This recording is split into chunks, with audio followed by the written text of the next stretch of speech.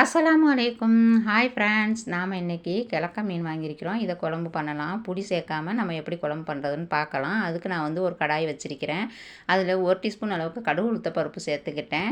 அது கூட சின்ன வெங்காயம் ஒரு 1/4 கப் அளவுக்கு சேர்த்துக்கிட்டு, அது கூட கருவேப்பிலையை சேர்த்து நல்லா வதக்கி விட்டுக்கிறேன். இப்போ இது நல்லா வதங்கட்டும். இது கூட ஒரு 7, 8 பல்லு பூண்டை நல்லா தோல் நீக்கிட்டு இது கூட சேர்த்துக்கிறேன். இதையும் சேர்த்து நல்லா வதக்கிக்கலாம்.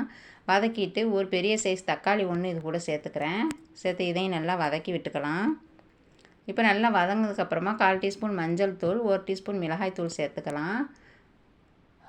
சேர்த்துட்டு நல்லா வதக்கி விட்டுக்கலாம். இப்போ இது வீட்டில் அரைச்ச கறி மசாலா, சோம்பு, சீரகம், கசகசா, கொத்தமல்லி எல்லாம் சேர்த்து வச்சு அரைச்சது. இந்த மசாலா கொஞ்சம் சேர்த்துக்கலாம். ஒரு 1/2 டீஸ்பூன் சேர்த்துக்கிறேன். சேர்த்துட்டு நல்லா வதக்கி விட்டுக்கலாம். இப்போ குழம்புக்கு தேவையான அளவு உப்பு சேர்த்துக்கலாம். இப்போ எல்லாத்தையும் நல்லா வதக்கிக்கலாம். பச்சை வாசனை போகிற அளவுக்கு நல்லா வதக்கிக்கலாம். வதக்கிட்டு இப்போ நம்ம குழம்புக்கு தேவையான அளவு தண்ணி சேர்த்துடலாம். நான் 2 டம்ளர் அளவுக்கு தண்ணி சேர்த்துக்கிட்டேன். சேர்த்துட்டு இப்போ நல்லா கொதிக்க வச்சிடலாம். இந்த குழம்பு நம்ம புளி சேர்க்காமல் செய்கிறது. இது பத்திய கறின்னு சொல்லுவாங்க. இந்த கிழக்க மீன் பத்திய கறின்னு சொல்லுவாங்க. இது அல்சர் உள்ளவங்க, குழந்தை பெற்றவங்கெல்லாம் இந்த மாதிரி செஞ்சு சாப்பிடுவாங்க. புளி சேர்க்காத ஆணும். இப்போ பாருங்கள், நம்ம குழம்பு நல்லா கொதிச்சிருச்சு.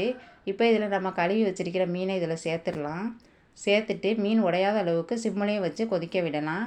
இப்போ நான் ஒரு சின்ன சைஸ் தேங்காயில் பாதி மூடி தேங்காயை துருவி பால் எடுத்து வச்சுருக்கிறேன். அதை இது கூட சேர்த்துக்கிறேன். சேர்த்துட்டு அப்படியே சிம்மிலையே வச்சு ஒரு 5 நிமிஷம் சிம்மிலையே வச்சிடலாம். வச்சுட்டு இப்போ குழம்பு நல்லா ரெடி ஆயிடுச்சு.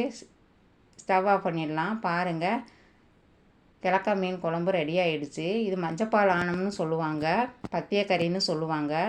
நீங்கள் இதேமாரி ட்ரை பண்ணி பாருங்கள். ரொம்ப டேஸ்ட்டாக இருக்கும் இது.